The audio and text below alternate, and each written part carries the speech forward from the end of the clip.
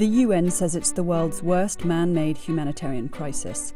More than 20 million people desperately need help, it says, amid profound food shortages.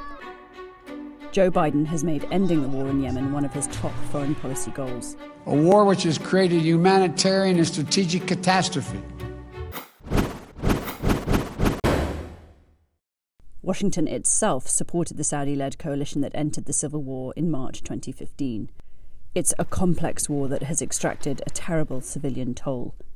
The coalition is fighting the Houthis, Iran-aligned Yemeni rebels who control northern parts of the country with up to 80% of the population.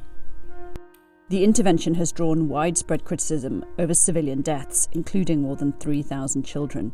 By October last year, the UN counted 47 front lines. Biden immediately halted US support for offensive operations and appointed a special envoy.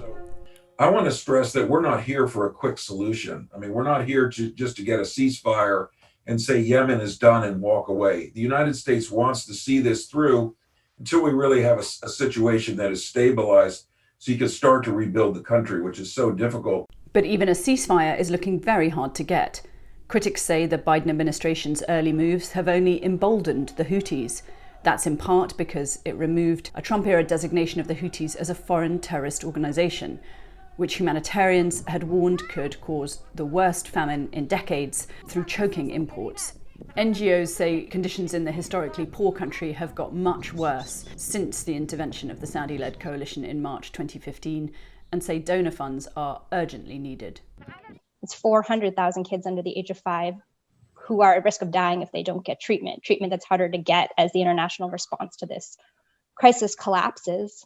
If we don't act quickly, we could be looking at what the UN warns the worst famine the world has seen in decades. Yemen's civil war has long antecedents. Saudi Arabia and Egypt backed rival sides in a conflict in North Yemen. South Yemen gained independence from the British in 1967. But the country was unstable, including after unification in 1990. In the 2000s, al-Qaeda launched a series of deadly attacks from Yemen, including against a US ship and the US embassy.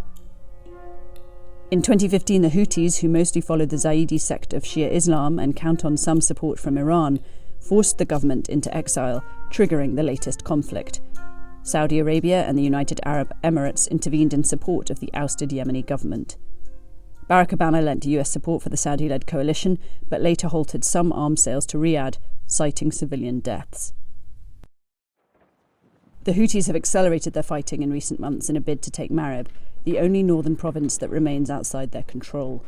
They've also fired missiles and drones into Saudi Arabia, hitting airports and oil infrastructure last month. Observers in Washington think diplomacy could still work. I don't believe that the Houthis necessarily will follow the Iranian diktat. I don't think that the Houthis are a proxy to Iran.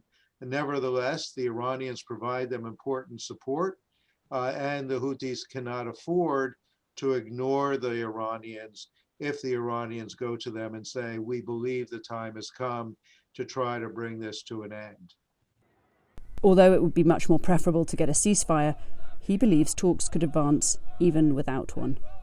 There is a requirement for the outside world, the international community, to really intervene here and try to bring the parties together and make them reach some kind of a conclusion.